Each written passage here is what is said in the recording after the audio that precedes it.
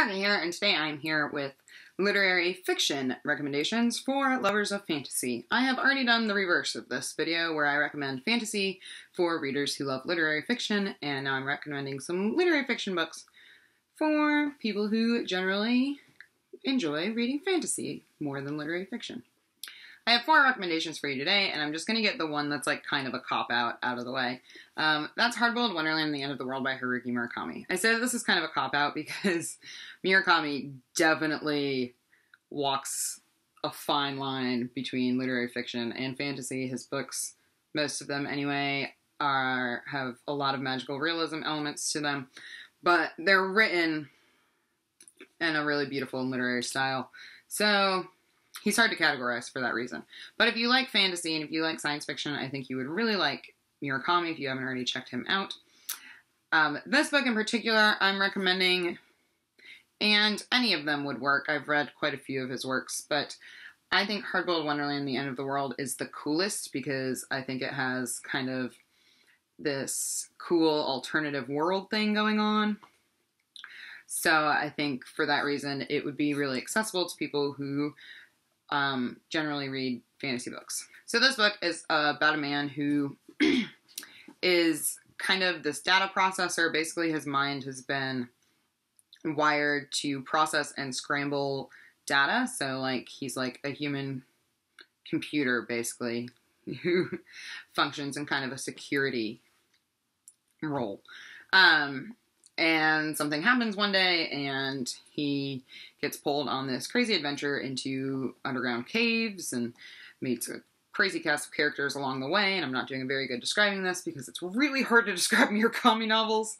But basically this is also a split narrative, so you go back and forth between what's happening with him and his crazy adventure and what's happening in this strange town that's surrounded by a wall where they cut off people's shadows and assign them jobs and they live out their days there.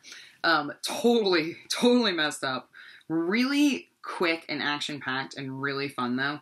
And I think maybe that's one of the reasons why I'd like to recommend this one in particular, because some of his other books don't move quite as quickly.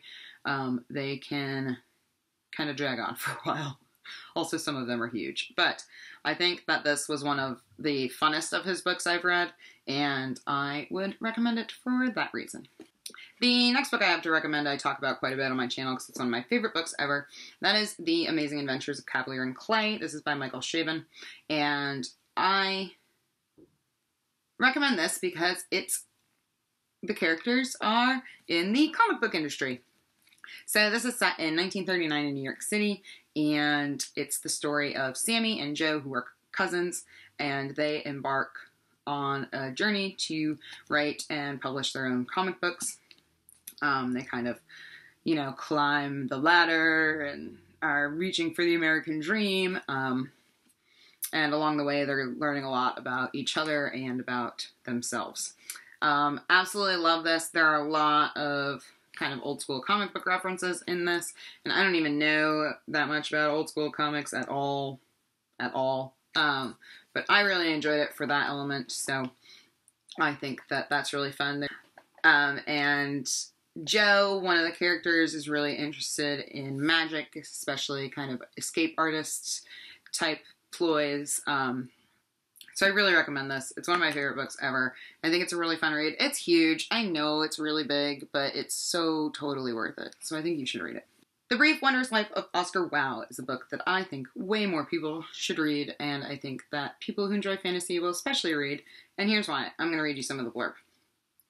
Oscar is a sweet but disastrously overweight ghetto nerd, a New Jersey romantic who dreams of becoming the Dominican J.R.R. Tolkien, and most of all, of finding love.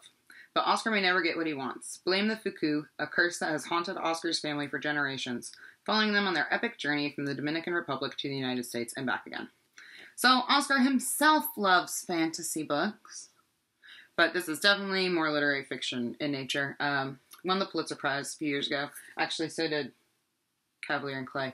I don't know what it is with me and Pulitzer winners. I don't follow the prize that closely, but apparently I like them.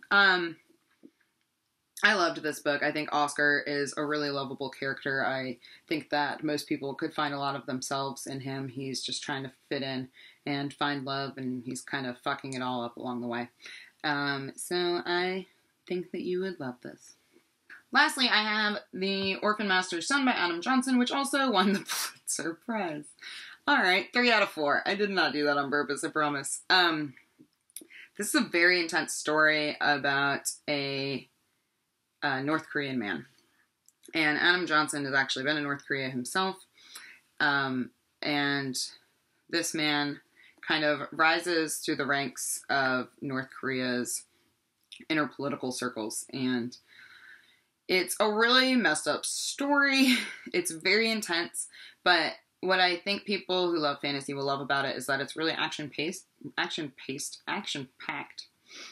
And it has some, like, kind of strangely, almost magical, paranormal elements to it at times, which are totally bizarre and threw me for a complete loop, but were really cool.